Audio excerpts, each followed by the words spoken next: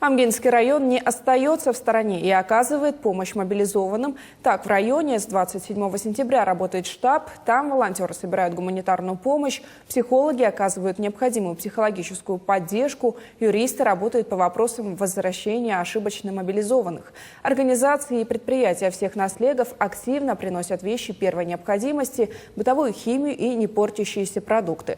Также по инициативе общественников создан общий фонд, куда работники организации по желанию пожертвовали однодневную заработную плату. В фонд деньги могут отправить любой желающий. Ну, сейчас в зимнее время семьям требуется, вот дрова доставить надо, лед сейчас им нужен. По отоплению в основном вопросы поступают и по оказанию помощи доставки детей в детские сады и потом еще. Но они освобождаются от родительского взноса в детском саду, и бесплатно питаются дети школьного возраста.